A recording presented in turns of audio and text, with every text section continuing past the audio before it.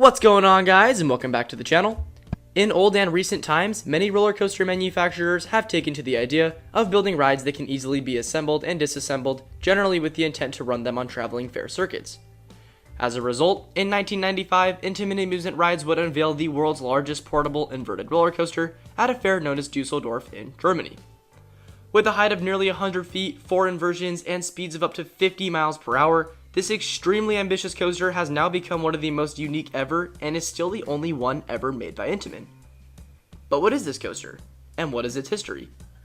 This is the story of Intamin Amusement Rides Eurostar.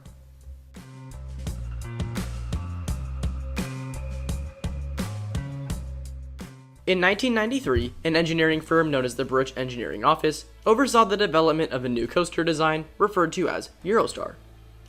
Unlike traditional roller coasters, the construction of Eurostar was delegated to a number of different subcontracted roller coaster manufacturers, each with its intended job assigned by the British Engineering Office. These companies included but weren't limited to Mack Rides, Giovanola, Gerstlauer, and a couple other notable companies along the way. Essentially, Bruch, the company owner, drew up a basic sketch of what he desired in the coaster and commissioned Werner Stengel to design and develop it.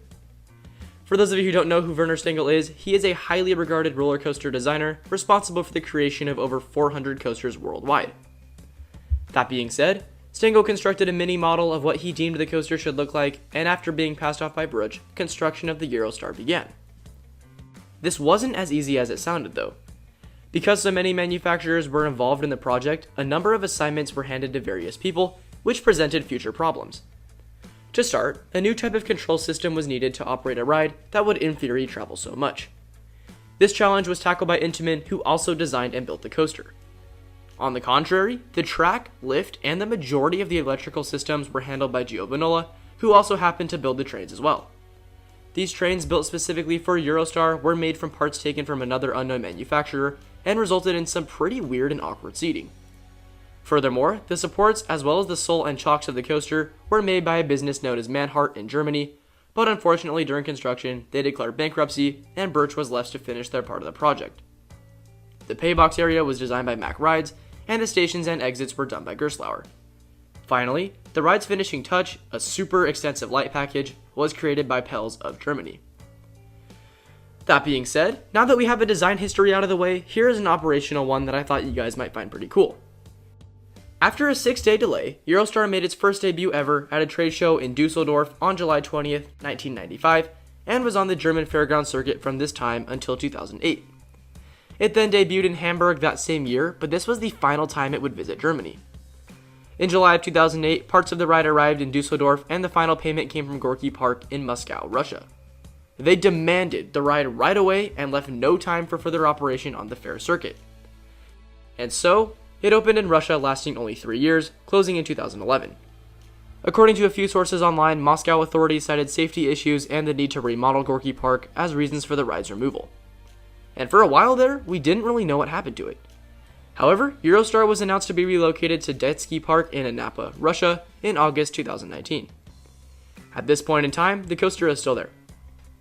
However, its relocations were a little more complicated than that brief summary, so I'm going to share some insight on how the ride is so easily constructed and deconstructed. Since the roller coaster's introduction in 1995, Siegfried Schulten and his staff have transported Eurostar more than 60 times throughout its lifetime. It takes at least 8 days to disassemble, move, and reassemble, and in order to achieve the assembly deadline on time at the next fair, 4 cranes and 20 people must work 24 hours around the clock to do this. This will take roughly 10 days, with each element being removed one by one and placed on a trailer designed specifically for that piece. It is then transported using 85 individual semi-trucks and containers. The trailers that transport the ride are built with specific mountings for each component. Eurostar assembly, on the other hand, takes around 14 days, almost double, due to the lack of a second sole on Eurostar, and the entire ride must be delivered to the fair before the assembly can begin. This is the most difficult part. All the supports must be on the same level, and the ride must be properly aligned so that the coaster stands straight and the static and dynamic forces are securely directed to the ground.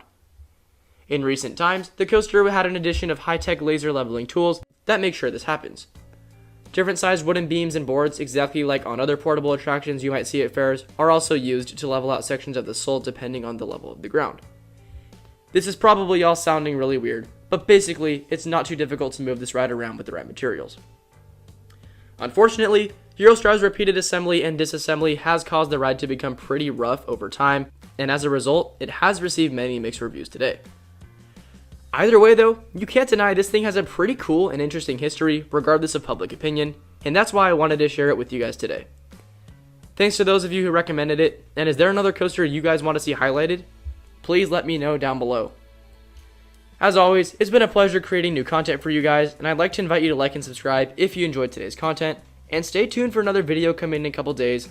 As you know, I do these a lot, so these are really fun.